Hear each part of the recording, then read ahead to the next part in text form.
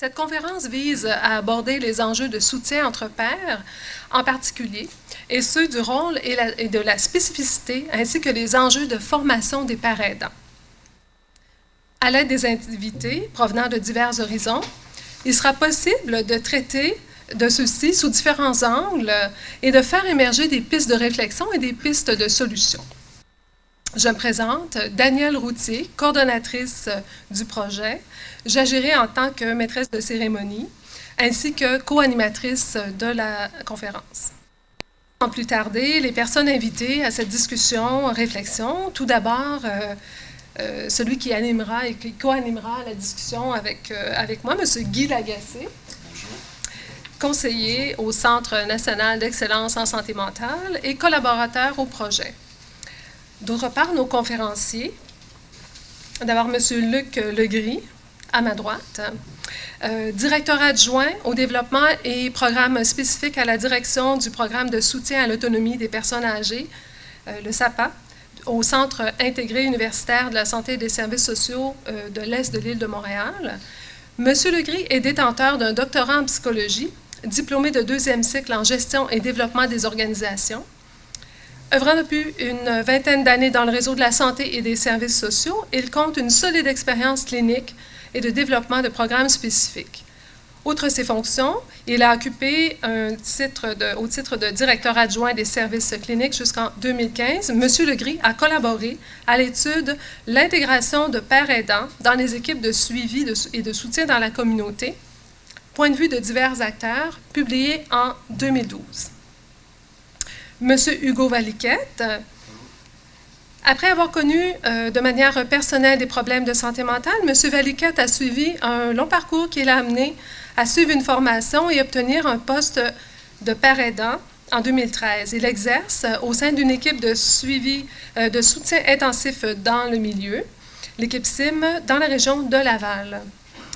Donc, parmi les diverses expériences professionnelles qu'il possède, mentionnons celle pour l'organisme communautaire L'Avant-Garde en santé mentale, situé dans la région de la Prairie.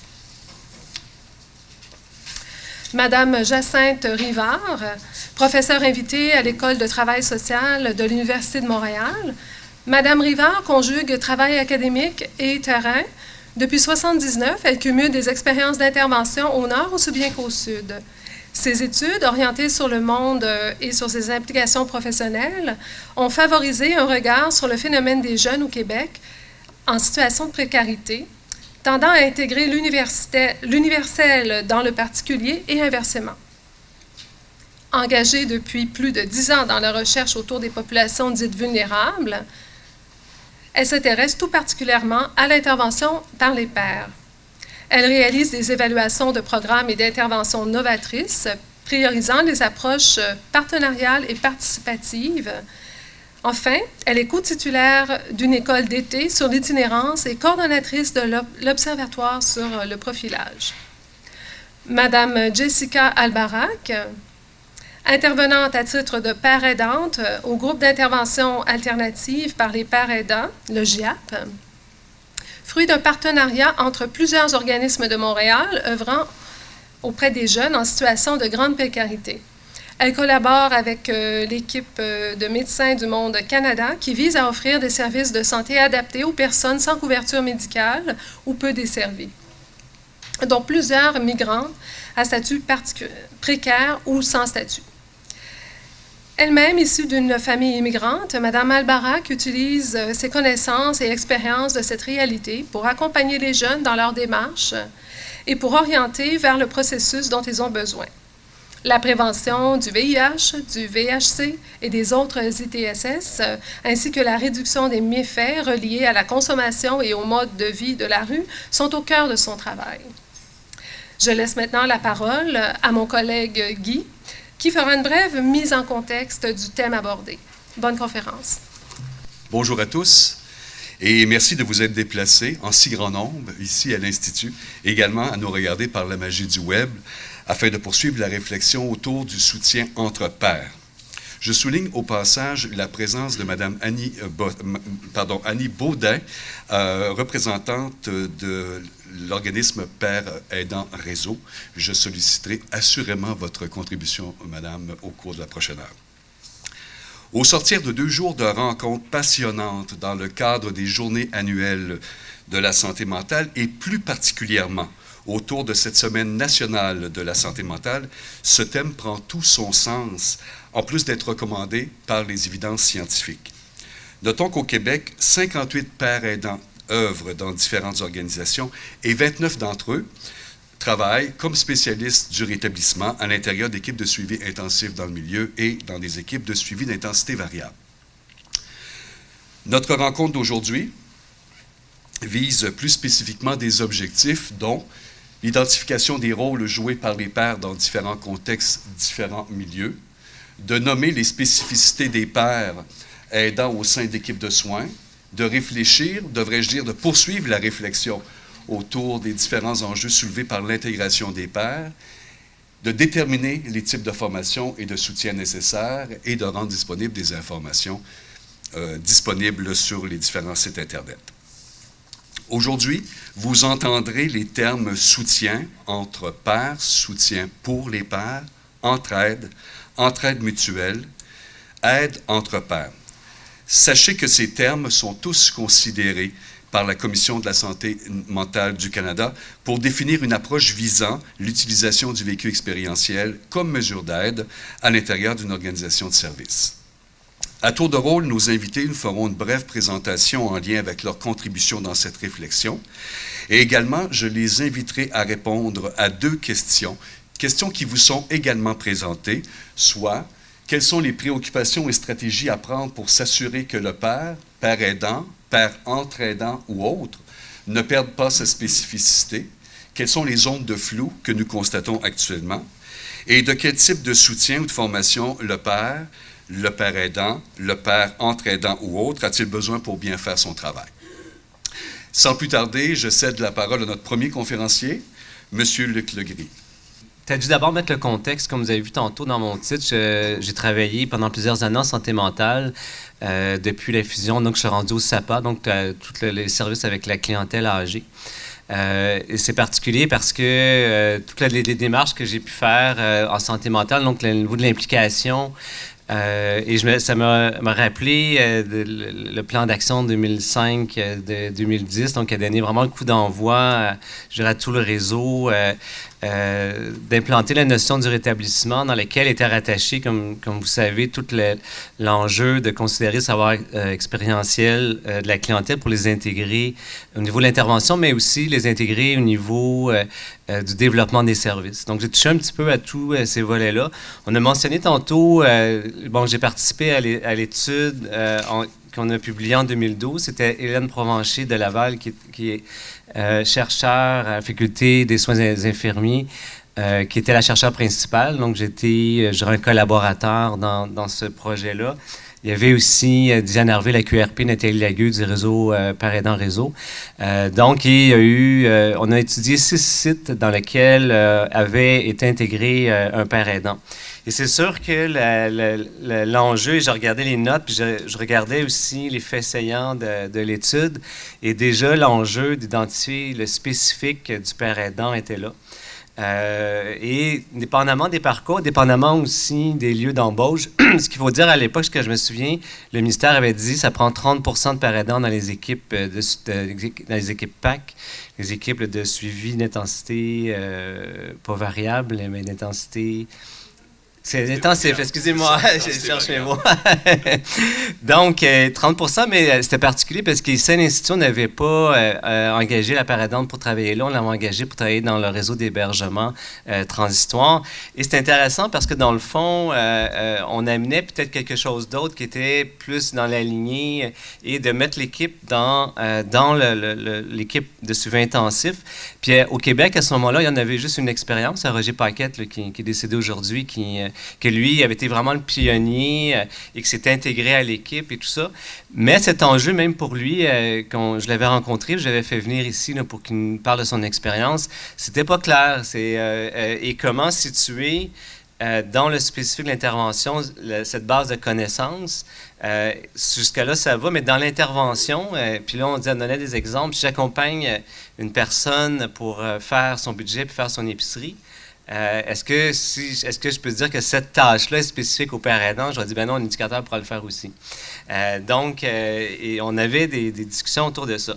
C'est sûr que moi, aujourd'hui, j'ai moins d'expérience, et heureusement que M. Veliquette est là, je pense, pour voir on en est où par rapport à ces éléments-là. Mais l'enjeu se joue toujours, à mon sens, par rapport au spécifique, surtout qu'en 2010, on avait déposé au Conseil du Trésor la demande de reconnaissance du titre d'emploi par aidant. Donc, c'était en 2010.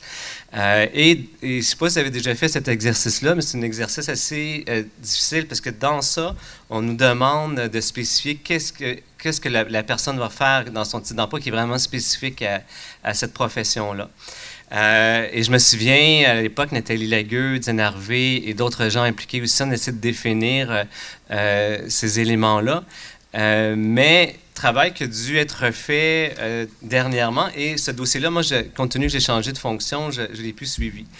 Mais reste pour moi que, puis je pense que ça rejoint à la fois comment bien clarifier le spécifique dans toutes les nuances là, de l'intervention. Et en même temps, à mon sens, tant que la reconnaissance du titre d'emploi ne sera pas dans la nomenclature là, de nos postes, il va rester une précarité, à mon sens, de ce titre d'emploi qui n'est pas encore dans la nomenclature. Sauf que les démarches, et je me souviens, parce que quand on disait, le spécifique, c'est, on va avoir des gens qui ont beaucoup d'expérience, et c'est beaucoup d'hospitalisation, beaucoup d'épisodes de la maladie et tout ça. Et pour la dotation ici, les gens, ça leur faisait peur, parce que dans le fond, c'est plutôt à l'inverse, on va avoir des gens qui sont stables. Donc, il y avait ces enjeux-là aussi, je pense qu'ils sont toujours présents. Comme je disais tantôt, je suis moins près de ce milieu-là, mais c'était un enjeu qui était là. L'autre enjeu, au niveau de la consolidation aussi, je pense que c'est la formation. Il y a toujours eu le programme de la QRP, je pense qu'il est toujours en fonction, qui a été reconnu, je pense en partie par l'Université Laval au niveau là, de crédit universitaire. Ça, je pense, ça donne une pérennité aussi à cette reconnaissance-là. Et je pense aussi que, et ça, si je me réfère à tous les enjeux qu'on retrouve au niveau des professions, quand on travaille en interdisciplinaire, d'être proche des autres types de professions, on a besoin de se référer à notre ordre souvent, que ce soit psychologue, travailleur social, les ergots, pour ne pas perdre notre identité qui est propre à chacune des professions. Donc, je me dis, pour les pères aidants, il faut qu'il y ait ce réseau-là. Je pense là, j'entendais tantôt qu'on est rendu à 58 gens qui travaillent. Donc, je pense que ça, c'est essentiel. Je sais qu'il y avait des communautés de pratique, il y a des tentatives, qu'il y a des réseautages aussi, pour revenir à l'essentiel même de ce travail, d'utiliser l'expérience. Mais elle reste pour moi encore dans le spécifique, et si jamais ça vous intéresse, je pourrais les remettre, parce qu'il y a eu un exercice d'identifier quand même dans le travail avec le Conseil du Trésor, d'identifier vraiment les tâches qui seraient spécifiques aux pères aidants. Et nécessairement, c'était beaucoup collé à tout le travail du rétablissement, l'accompagnement des gens dans leur processus de rétablissement. Bien que tout le reste de l'équipe peut le faire, je pense que l'outil qu'on essayait de faire valoir, que l'outil d'intervention, ce bagage de vécu qui caractérise beaucoup le père aidant. Fait que pour moi, je ne sais pas, j'ai hâte d'entendre M. Veliquette, voir dans le concret, ça se passe comment, puis voir aussi au niveau des autres présentations, est-ce que ça a évolué, est-ce que c'est plus clair le rôle, est-ce que c'est mieux intégré? Parce que dans l'étude, ça ressortait beaucoup cet enjeu-là, l'enjeu de la formation, l'enjeu de l'intégration, puis c'était assez inégal dans les 6 lieux qu'on avait pu observer. Bien qu'il y avait une variable qui était importante, c'était aussi le degré d'appropriation de la notion du rétablissement dans les milieux d'accueil. Et ça, je pense que, à mon sens, ça devrait demeurer aussi. Autre élément, peut-être, puis j'arrêterai là pour commencer, je pense, c'est Père aidant, ce qui a beaucoup aidé, je pense, dans l'intégration, c'est de travailler aussi à faire reconnaître le savoir expérientiel dans nos structures organisationnelles, dans les comités de programmation, dans l'organisation puis le développement de nos services aussi, en recherche. Ce que fait, entre autres, Jean-François Pelletier, d'intégrer des pères aidants, des utilisateurs de services dans ces comités-là. Et je pense que ça fait mieux connaître c'est quoi se référer au savoir expérientiel. Et en terminant, pour commencer à le faire au SAPA, c'est comme si je recommençais au départ pour moi, parce que c'était pas dans la culture. Mais je suis en train de faire du recrutement dans les CHSLD pour avoir des gens sur mes comités. Mais je fais la même démarche, en fait. Il y a tout un savoir expérientiel qui est là aussi. Donc, voilà. Merci beaucoup, M. Legris. On pourra prendre des questions à la fin, mais assurément, soyez rassurés, vous pourrez poser vos questions à nos panélistes, là.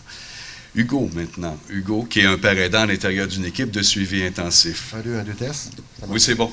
Bonjour, moi je suis père aidant au CIM de Laval depuis 2013. Mon rôle dans l'équipe, c'est de servir de pont souvent entre les utilisateurs de services puis l'équipe traitante. Souvent, je vais avoir des interventions ponctuelles à faire auprès des parents, des fois, dépendamment de comment ça se passe avec l'usager. Pour ce qui est des préoccupations, c'est sûr que vu qu'on n'a pas de titre d'emploi, on n'a pas de description de tâches formelle, et puis dépendamment de notre vécu expérientiel comme père aidant, on peut amener notre savoir différemment aussi, dépendamment de notre problématique de santé. Je connais des pères aidants qui œuvrent dans d'autres équipes de suivi intensif, qui font plus de groupes que moi. Moi, je fais plus d'interventions auprès des parents. On va souvent avoir des réunions, on va parler de problèmes éthiques quand on travaille avec des ordonnances de traitement, par exemple. Ça, pour ce qui est des préoccupations, c'est une de mes préoccupations, c'est la formation en ce qui a trait au dilemme éthique. Quand on travaille avec quelqu'un qui a un TAC ou une ordonnance de traitement, on veut prendre position, mais des fois, on n'a pas le bagage au niveau... parce qu'il nous manque un peu de connaissances pour prendre position quand on a une discussion à ce niveau-là. Des fois, on veut pousser une ordonnance de traitement jusqu'à envoyer quelqu'un en hébergement ou quelque chose dans le genre, là. Puis on n'ose pas trop se prononcer parce qu'on manque un petit peu de bagage, tu sais. Dépendamment, comme moi, j'ai pas été hébergé, donc je manque un peu de connaissances à ce niveau-là. Le soutien, on fait du réseautage sur Facebook, on a des sites de discussion, des fois on fait on se réunit ensemble puis on parle de notre milieu de travail. Il y a de la formation continue qui se donne avec la QRP. Mais il n'y a pas grand-chose de spécifique aux équipes de suivi intensif dans le milieu ou suivi d'intensité variable au CIM, là. Ça manque un peu à mon avis. Mais il y a du travail à faire. C'est ça, on fait beaucoup de co-interventions. Étant donné qu'on n'a pas de description de tâches formelle, souvent on arrive dans une équipe, il y a quelqu'un de la QRP qui va nous présenter avant qu'on arrive, mais les intervenants ne savent pas trop à quoi s'attendre. Fait que c'est bon de faire de la co-intervention avec eux autres pour qu'ils apprennent à connaître nos méthodes, parce qu'on n'a pas nécessairement les mêmes méthodes ou les mêmes outils qu'eux autres. Donc, bien souvent, c'est par la co-intervention qu'on annonce nos couleurs. Fait que c'est ça. Hugo, si je peux me permettre, est-ce que tu pourrais nous parler de ton arrivée dans l'équipe, ton implication dans l'équipe? Bien, mon implication dans l'équipe, c'est ça. C'est souvent aussi important au niveau des discussions de groupe en réunion qu'avec la clientèle. Okay, mais qu'est-ce que tu veux savoir exactement? Mais quand tu es arrivé dans l'équipe, comment t'as accueilli? J'ai été super bien accueilli. Nathalie Lagueux s'est présentée devant l'équipe avant mon arrivée, je pense 2 semaines avant. Elle a expliqué ce que j'étais pour faire dans l'équipe, mes compétences, mon bagage avec la maladie, là, en gros, c'est ça. Puis, parfait. C'est bon. Est-ce que je peux avoir des questions? Oui, tout à fait, tout à fait. On se garde ça pour la fin. Parfait, merci beaucoup, Hugo, merci. Alors, bonjour. Pour commencer, vous dire que le GIAP a eu 20 ans l'année dernière, donc avec quand même une expérience considérable.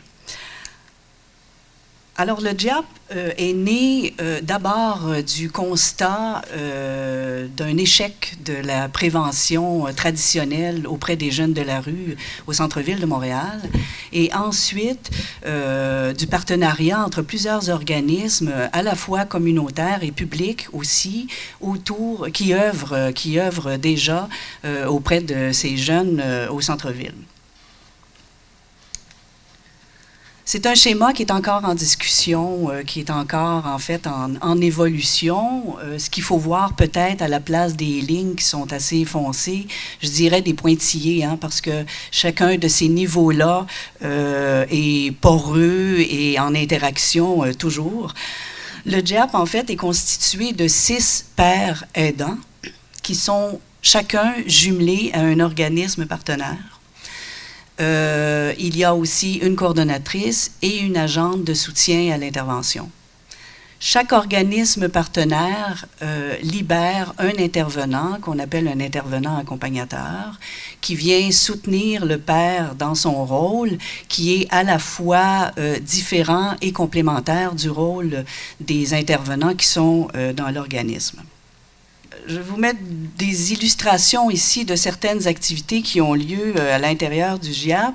Ce que je vous ai dit déjà, donc ils interviennent auprès des jeunes en grande situation de précarité au centre-ville de Montréal, dans les quartiers centraux, disons, de Montréal. La mission vise à prévenir la transmission du VIH, des ITSS et de l'hépatite C, également à réduire les méfaits qui sont associés au mode de vie de la rue et à la consommation de drogue.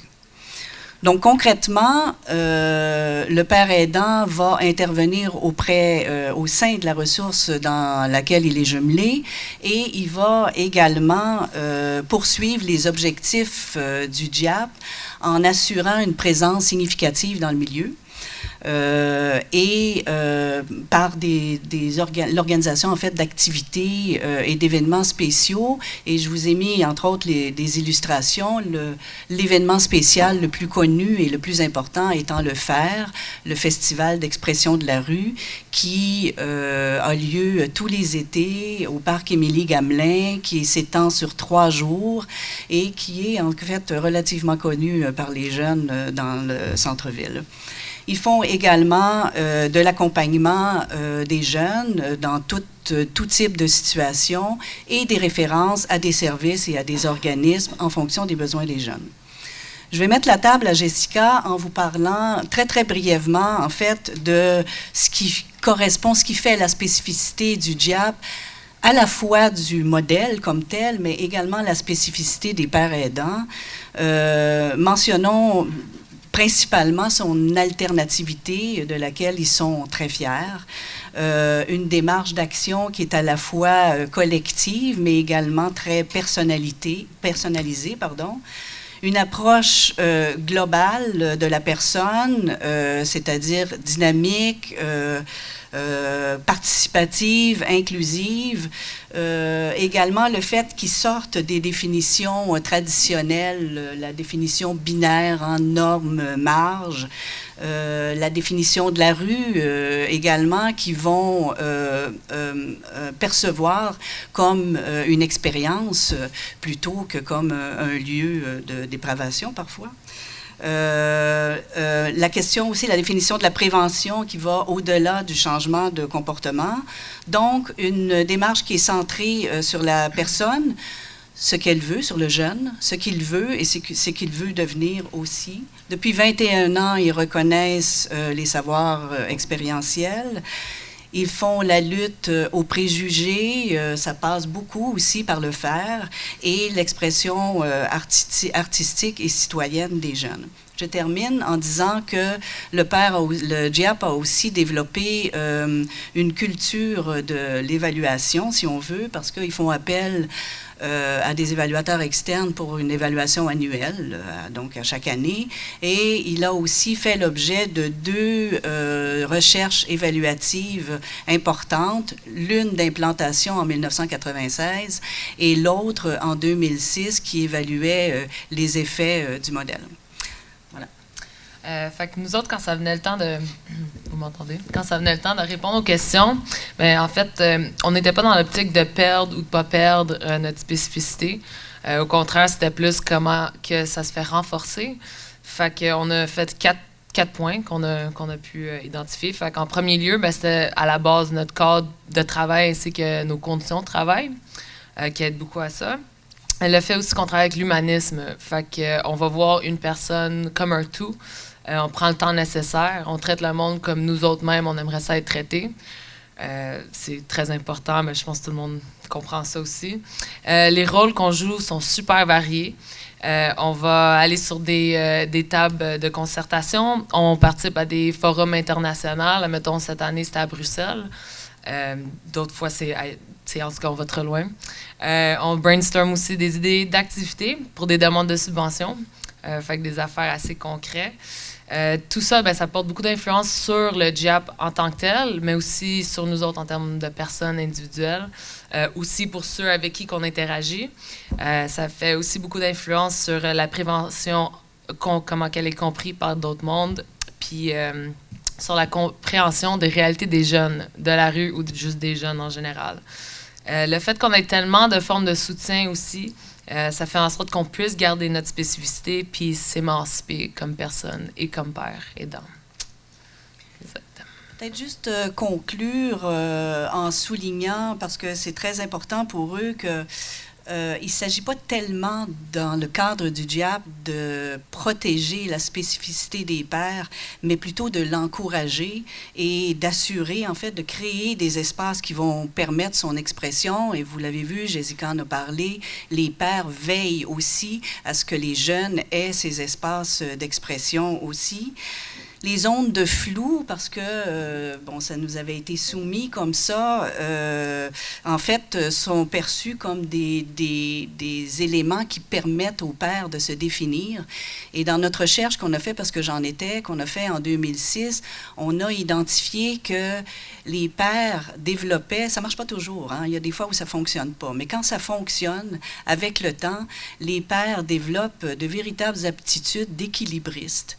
Donc, ils sont capables de marcher sur ce qu'on pourrait dire par analogie un fil de fer, hein, entre la norme, la marge, entre la rue et leur travail de père aidant, et même ils arrivent à créer des ponts entre ces deux univers que nous, on se représente souvent comme en opposition. Voilà. Merci. Je profiterai, Madame Rivard, puisque vous êtes du milieu de l'enseignement. Dans notre rapport, nous, au centre, avec beaucoup de pères aidants, certains nous disent se sentent bien outillés pour faire ce travail-là, mais dénoncent un peu une lacune, et Hugo en a parlé un peu, au niveau de l'intervention proprement dite. Quelle est votre position par rapport à ça, dans ce que vous connaissez? Est-ce que les gens sont formés chez vous? D'abord, je veux dire, c'est en dehors de l'université que ça se passe, tout ça. Hein. Le GIAP nous demande de venir intervenir pour y faire de la recherche ou pour faire de l'évaluation. J'aimerais que Jessica puisse s'exprimer là-dessus aussi. Ce que je vous dirais, c'est que cet inconfort, c'est le chemin. C'est ce que j'ai envie de vous dire. Oui, Hugo. Oui. Aussi que le fait de ne pas avoir nécessairement de formation pour l'intervention, à proprement dit, ça ajoute à notre spécificité aussi. Parce que quand on est en intervention, on y va avec qui on est. C'est sûr qu'on a de la formation pour quand il y a des cas d'urgence ou de violence, ou dépendamment du contexte, mais le fait qu'on est notre méthode est différente, propre à nous-mêmes, comparativement à tout le reste de l'équipe d'intervenants, ça ajoute à notre spécificité aussi. En fait, c'est ça. Les gens en général sont plus à l'aise à venir nous voir. En tout cas, pour nous, on deal avec beaucoup de monde qui sont très méfiants. Peu importe les gens, ils n'ont pas l'habitude d'interagir avec des social workers qui ont été bien corrects ou quoi que ce soit. Fait que quand tu vois quelqu'un qui te ressemble un peu plus, c'est sûr, ça te met beaucoup plus à l'aise de venir te parler. Puis c'est justement faire le pont avec... les deux. J'espère qu'il vous parle également des travailleurs sociaux qui ont été corrects. Oui, ouais. En introduction, je vous ai dit qu'on avait dans la salle Madame Annie Baudin, qui est représentante de la QRP, et on sait que la formation de base pour pères aidants provient de cette organisation-là. Auriez-vous le goût d'intervenir justement sur nos questions qui étaient au niveau des zones de flou actuellement par rapport à la spécificité et peut-être parler un peu de la formation qui est offerte aux futurs pères aidants, là? En fait, moi, ce que j'avais envie de dire, c'est que la formation qui est offerte, c'est une formation, dans un premier temps, qui est toujours en évolution. Donc, ça, d'abord, il faut toujours le nommer. C'est une formation qui n'a pas la prétention d'être... de tout contenir, de tout savoir. Donc, c'est une formation qui a toujours place à s'améliorer. Donc, ça, c'est important de le nommer. L'autre chose, puis il y a vraiment une chose qui est importante, c'est qu'on a des pères aidants qui sont dans plusieurs milieux présentement, et il y a autant de milieux que de spécificités à ces milieux-là. Donc, ça aussi, c'est important de le nommer puis de le souligner. Donc, le père aidant est confronté à lui, sa spécificité en tant qu'employé, mais aussi, il est confronté à la spécificité de son employeur. Donc ça, je voulais aussi le soulever. Donc, c'est souvent, ces deux réalités. Donc, il y a aussi, quand il s'intègre, il y a toute une culture, il y a tout un milieu de travail auquel il doit faire face. Donc, ça, c'est deux réalités qui se confrontent. Donc, on a à accompagner les pères aidants, on a à leur fournir les outils, nous, comme accompagnants, mais on a aussi à aider ces pères aidants-là aussi à bien s'intégrer dans leur milieu puis à leur fournir les outils pour qu'ils puissent harmonieusement travailler. Merci beaucoup. Merci beaucoup. J'aimerais bien Oui, faire allez-y. du pouce Bien là-dessus sûr. parce que, en fait, pour vous permettre de saisir un peu mieux ce qui se passe au GIAP, ça se passe exactement de cette façon-là, c'est-à-dire que chaque père qui est jumelé à un organisme partenaire a sa spécificité et va avoir son rôle qui est très particulier, et il y a cette dimension collective parce qu'ils ont des supervisions cliniques où ils se retrouvent tous les pairs ensemble sous le chapeau du GIAP à ce moment-là, et ils échangent sur leur travail respectif et différent la plupart du temps. Assurément qu'on a établi, je pense que c'est reconnu maintenant, que le vécu expérientiel est un ingrédient actif là, de nos processus de suivi actuels, qui sont porteurs d'espoir, tout ça. On a quand même fait beaucoup de chemin depuis quelques années là, à cet égard-là. On est rendu où? Qu'est-ce qui reste? Qu'est-ce qui reste à faire comme chemin pour la reconnaissance des pères aidants? On parle de stigmatisation, d'autostigmatisation, on parle de différents enjeux, on parle encore de flou dans certaines... Qu'est-ce que vous identifieriez comme principale piste de solution qu'il faudrait adresser là, en priorité? Bien, on parle souvent dans les équipes, dans mon milieu, en tout cas, dans les équipes de suivi, il y a l'approche paternaliste qui date, là. Puis là, on s'en va plus vers le partenariat de soins, puis ça commence à changer, c'est pas mal entamé, ça fait un petit bout de temps, là. Mais moi, j'ai eu la chance de voir, depuis que je suis dans mon équipe, l'espèce de changement au niveau des intervenants. On a des intervenants qui sont partis en retraite, d'autres qui sont arrivés qui étaient plus jeunes. Puis on voit qu'il y a quand même un changement à ce niveau-là. Les jeunes arrivent avec une approche différente. Fait qu'il y a de moins en moins de résistance au niveau des équipes de suivi pour ce qui est des pères aidants. Quand on arrive avec nos méthodes, c'est de mieux en mieux accepté, je trouve en tout cas. Il y en a qui étaient moins chauds à l'idée d'avoir un usager au sein de l'équipe, tu sais. Mais plus ça va, plus on est accepté, ça va de mieux en mieux.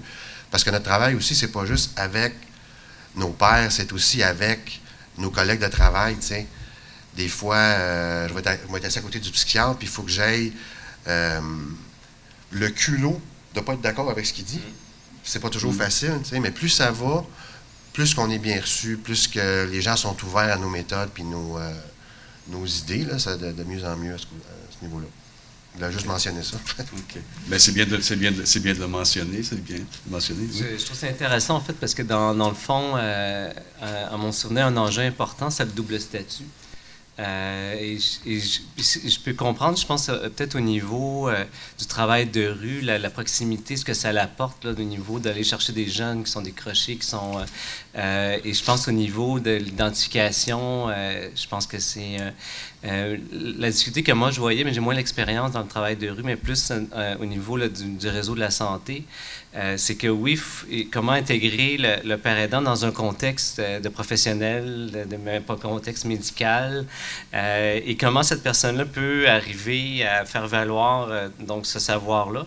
Mais à l'inverse, en même temps, on lui demande que la clientèle puisse s'identifier aussi au côté père. Je pense que fait que le double statut, à mon sens, c'est un haut niveau. Moi, j'ai toujours constaté que c'est un très haut niveau de voltige. Vous parliez tantôt de marcher sur un fil de fer, je pense. Mais demander à des gens d'avoir ce double statut-là, puis d'essayer. Et j'imagine que dans certains milieux, il y a peut-être un volet qui est peut-être plus facile. Dans l'autre, en tout cas, du côté du réseau, moi, je pense que c'est d'intégrer le réseau avec ce statut-là.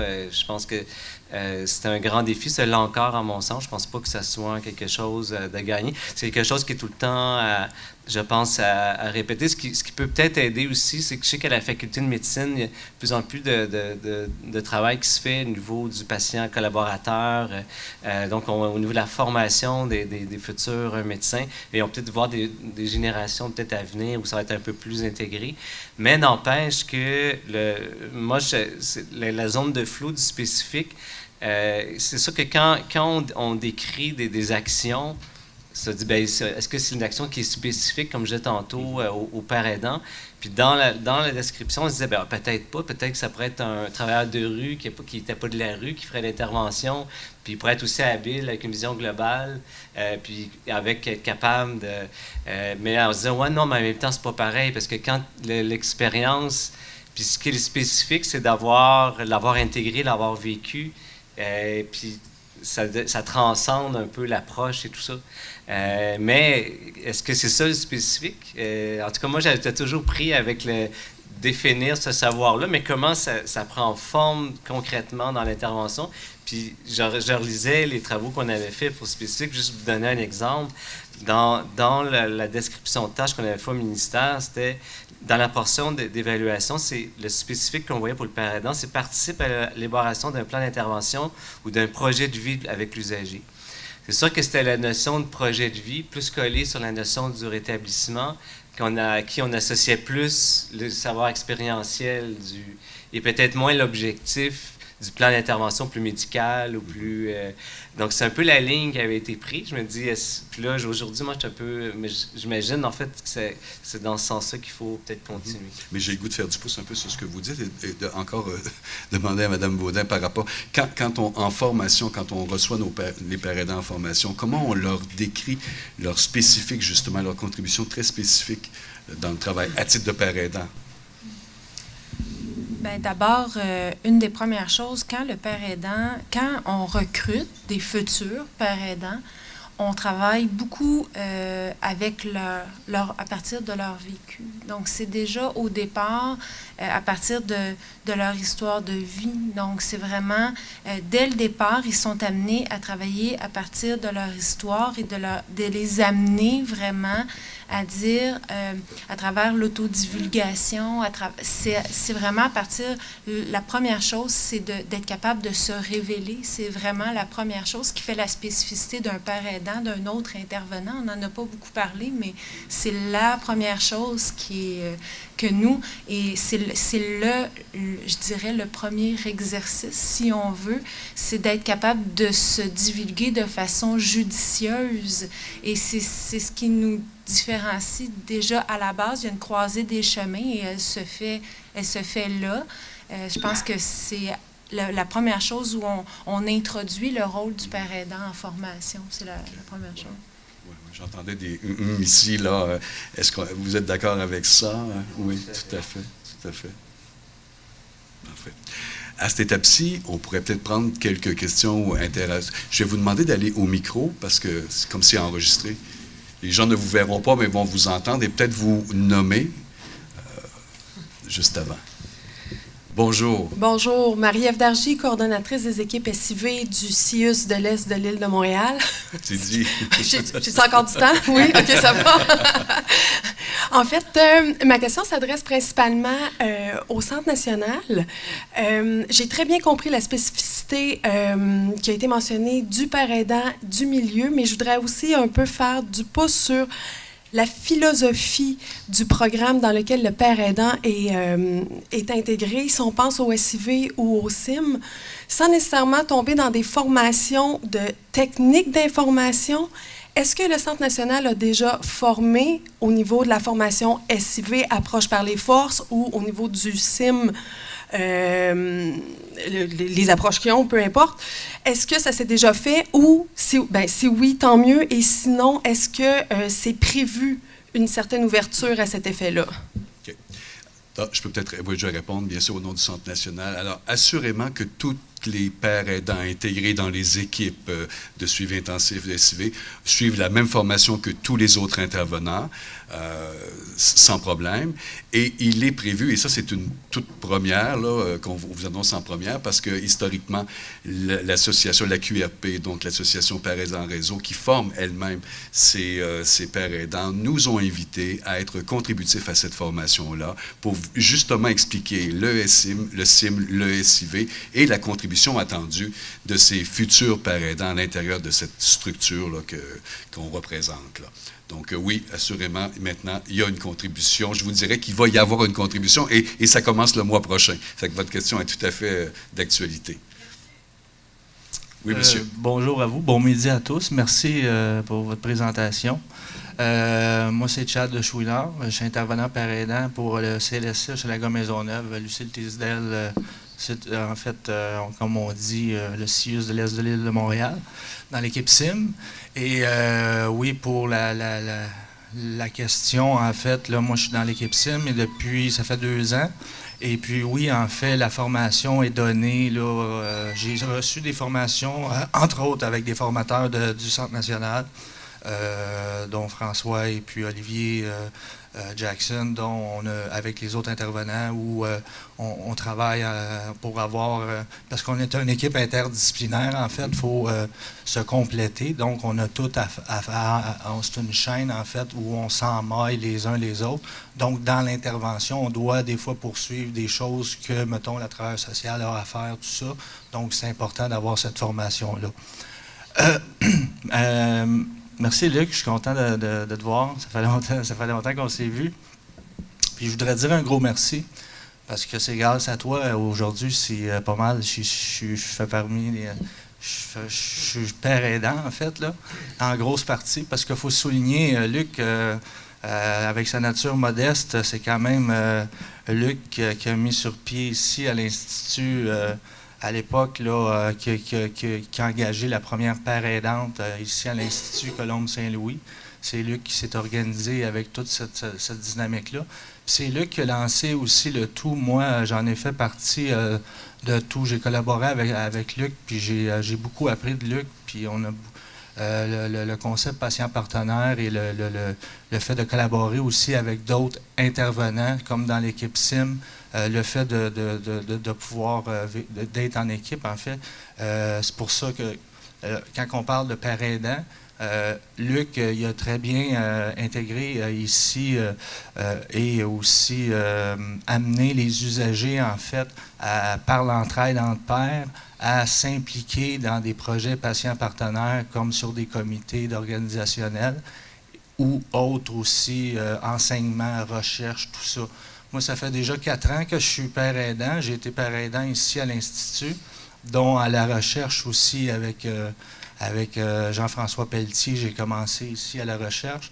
J'ai été aussi père consultant, patient partenaire, fait partie de groupes d'entraide. Et Luc, ce qui va m'emmener à la spécificité, puis merci à vous deux pour votre beau travail, en fait, surtout dans le milieu de la rue, c'est pas facile. Puis dans une équipe SIM, je le sais il y a beaucoup d'enjeux organisationnels à faire en tant que père aidant au niveau de sa spécificité et comment s'intégrer. Ce que je voulais mentionner à travers ça, c'est que l'entraide entre pairs, on a plus parlé de père aidant, mais l'entraide entre pairs est quelque chose qui est bien important, que moi j'ai appris à l'école ici à l'Institut, en faisant mes classes avec patients partenaires, avec d'autres usagers. Et on a mis sur pied, grâce à Luc et à son collègue Luc Plamondon, Denis Plamondon, un groupe, là, Reprendre le pouvoir, et puis qu'il a fait en sorte qu'il perdure encore, ça existe aujourd'hui. Et on a mis sur pied un groupe qui s'appelle l'Expérience du rétablissement, où encore chaque 2 semaines, les usagers se retrouvent à l'avancée et puis s'entraident en fait dans leur rétablissement. Ce qui m'apporte à mentionner que dans la spécificité du père aidant, merci Annie pour ta belle présentation de l'intégration du père aidant et comment le père aidant, en fait, dans sa spécificité, parce que la spécificité du père aidant, en fait, c'est d'être simplement être un modèle d'identification, donner l'espoir, en fait, c'est d'être là pour la personne, en fait, puis de l'aider à l'accompagner dans son rétablissement pour que ça soit moins pénible que nous, on a connu, en fait, dans notre expérience. Et dans le fond, pour qu'elle puisse se bâtir ses outils personnels. L'aspect que je voulais mentionner d'entraide, oui, c'est ça, je veux venir à ça. En conclusion, non, mais c'est quand même... Parce que c'est très gentil de remercier tout le monde. Mais c'est quand même important dans le sens où que éventuellement, puis il a beaucoup souligné tantôt dans son travail, dans sa spécificité, tout ça, le savoir expérientiel. Dans une équipe de suivi intensif dans le milieu, il y a beaucoup de suivi individuel à domicile qu'on fait. Et puis, il n'y a pas beaucoup de place à ce qu'on appelle la dimension d'intervention de groupe, qui est très important. Moi, ce que j'ai appris dans le rétablissement, ce qui m'aide à me rétablir, c'est l'individuel et le groupe, ce qu'on a travaillé avec Luc beaucoup. Donc, je pense que éventuellement, dans les pratiques, les pairs aidants, dans les équipes SIM, avec les chefs d'équipe et aussi chefs de programme, de travailler à ce niveau-là. Je sais qu'avec Patricia, on en a parlé, d'intégrer cette dimension-là de groupe, parce que l'effet de groupe, en fait, entre pairs, moi, ce qui m'a aidé le plus, c'est de côtoyer d'autres usagers comme moi et de se auto-renforcer, de faire de renforcement positif et de faire des projets ensemble. C'est ça qui fait grandir l'établissement. Peut-être juste pour vous rassurer, vous dire que la pratique de groupe de rétablissement est vraiment un ingrédient actif là, à l'intérieur des équipes de suivi intensif. On en fait la promotion. Là. On ne le voit pas concrètement là, comme tel des groupes. C'est comme les spécialistes en toxicomanie ou les spécialistes en emploi veulent faire des groupes. On sait que l'emploi du temps est très rapide dans une équipe SIM. Mais on en voit de plus en plus. Puis espérons que votre intervention aujourd'hui contribue à ce qu'il y en ait davantage. Il faut sortir les gens de l'isolement. Puis c'est en côtoyant d'autres usagers en fait, qu'on s'épanouit. Merci. Parfait. Merci beaucoup. Merci de votre intervention. On aurait le temps pour une dernière intervention. On a quelque chose sur la magie du web. Oui, on y va. Je pense que la question, c'est qu'est-ce que vous avez reçu, qu'est-ce que vous avez comme formation? Et la deuxième partie, on entend mal. Et qu'est-ce qui vous a permis de mettre à profit votre vécu expérientiel? Et ensuite, qu'est-ce qui vous a amené à faire ce métier? OK. Okay, en une minute. Ouais. En fait, en termes de formation, j'en ai tout plein. C'est des formations continuelles. Fait que nous commence avec plein de formations, je ne sais pas comment d'autres le dire que ça, un peu variées dans toutes les sphères, si on veut. Puis ce qui m'a amené à faire le métier, c'est bizarre comme réponse, mais j'ai appliqué pour la job, puis je l'ai eu, en fait. J'aimerais bien dire que quand j'étais jeune, j'avais un père aidant qui me donnait le courage et tout, mais pour moi, personnellement, c'était vraiment pas le cas. J'étais quelqu'un qui n'utilisait pas les ressources du tout. Fait que, en fait, c'était juste une amie qui a dit tu serais bonne dans la job, donc applique, puis je l'ai eu. Mais pourtant, tu sais, je connais beaucoup de monde que pour eux, un père aidant, ça a fait vraiment toute la différence. Fait que c'est ça. Donc, un autre beau témoignage qui suscite l'espoir chez les gens qui n'ont pas nécessairement de formation, mais qui ont du vécu et qui voudraient faire ce que vous faites. Là. Merci beaucoup et félicitations. Thanks. Alors, le temps, ça va vite. On a déjà presque écoulé notre heure. Donc, merci beaucoup de vous être déplacés, d'avoir contribué à cette discussion-là. C'est certainement pas la dernière fois qu'on en parle. Ça fait longtemps qu'on en parle et on va continuer à en parler, mais je pense que c'est bien de constater quand même une évolution, de constater qu'il y en a de plus en plus. Je pense qu'on en est à plus que 100 qui sont formés pour être père aidant et toute la notion d'entraide entre pairs aussi qui est très vivante dans notre société. Alors, merci de vous être déplacés, merci d'être venu. Je passe et je cède la parole à Danielle pour la conclusion. Merci. Alors, merci. Avant de se quitter, je veux d'abord vous inviter à visiter notre site Internet, le cirisweb.com, où vous aurez accès au dossier thématique complet portant sur la thématique en cours. Et vous pourrez également visionner notre capsule vidéo Parole de père aidant. Notez que si vous désirez voir ou revoir nos conférences, celles des thèmes passés ou celles des thèmes à venir, en fait, vous pourrez voir les capsules également en sélectionnant l'onglet « Rediffusion » sur le site Internet. Afin de demeurer informé de toutes nos activités et les vivement conseiller de vous créer un profil sur notre plateforme et d'aller vous inscrire aux différentes activités de notre programmation. J'aimerais profiter également pour vous inviter à participer au débat blog qui est actuellement en cours. C'est un forum de discussion qui porte sur le thème dont on a donc poursuivre l'échange qu'on a eu aujourd'hui. Et également, la réflexion, en fait, porte principalement en ce moment sur comment favoriser le soutien entre pairs dans les équipes d'intervention et faire en sorte que le vécu expérientiel soit mis à contribution dans le rétablissement des personnes. Donc, c'est vraiment un pas plus loin de ce qu'on a eu comme échange aujourd'hui. Et donc, vous allez tout simplement vous inscrire en ligne sur la plateforme, sur le cirisweb.com. Je tiens également à remercier nos conférenciers et conférencières invités, Mme Jacinthe Rivard, Mme Jessica Almerac, M. Luc Legris, M. Hugo Valiquette et mon co-animateur Guy Lagacé. Merci. Toute l'équipe de production, les gens qui sont venus assister en salle à la conférence, ainsi que ceux qui nous regardent en web diffusion. Alors, sur ce, merci beaucoup de votre participation, de votre présence. Au revoir et à la prochaine.